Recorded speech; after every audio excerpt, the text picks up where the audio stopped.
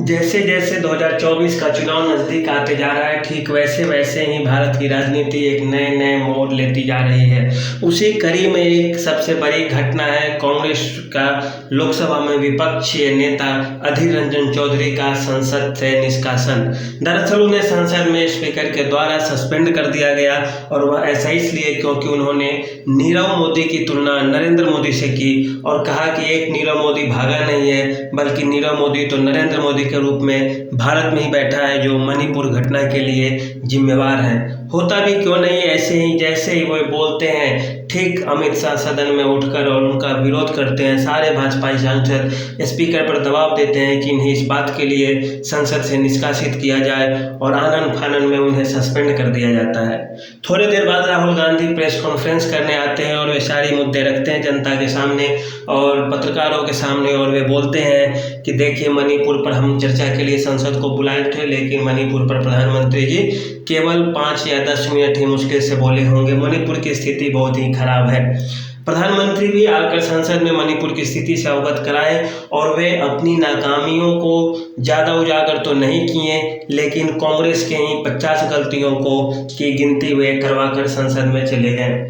उन्होंने संसद में, जब कांग्रेस का सरकार मणिपुर में हुआ करता था, उस समय जितनी भी घटनाएं घटी थी, सारी घटनाओं की गिनती कराते गए। मणिपुर में इस्कॉन टेम्पल, जो हिंदुओं का मंदिर है, उस पर बम फेंका गया था, उसकी चर्चा कर दी है। थाने पर जिस समय हमले होते थे, उसकी चर्चा कर गए।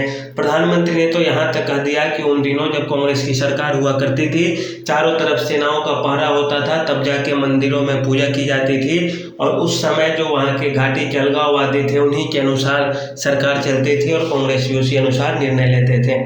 यह सबसे स्पष्ट है कि कांग्रेस पार्टी को भारतीय जनता पार्टी अभी कोई तवज्जो नहीं दे रही है, ना ही राहुल गांधी कोई लोकप्रियता को अपने लिए एक चुनौती मान रही है।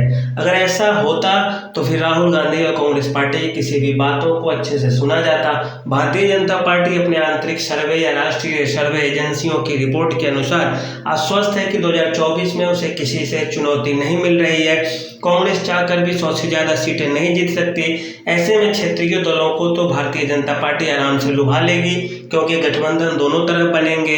किसी भी राज्य के लिए हो तो एक तरफ यदि सत्ता पक्ष से कोई गठबंधन करता है, तो विपक्ष स्वाभाविक है उसके विपक्ष से ही गठबंधन कर लेगा।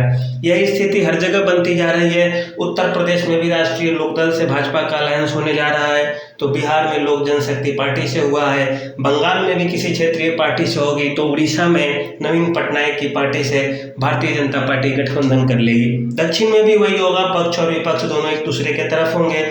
इस बार का जो चुनाव 24 में होगा, वह गठबंधन बनाम गठबंधन ही होगा, जिसमें कौन भारी पड़ेगा और कौन कमजोर होगा, यह देखने लायक होगी। लेकिन अब तक की स्थिति और रुझानों के अनुसार यह तो स्पष्ट है कि कांग्रेस पार्टी को भारतीय जनता पार्टी अपने प्रतिद्वंदी के रूप में नहीं मान रही।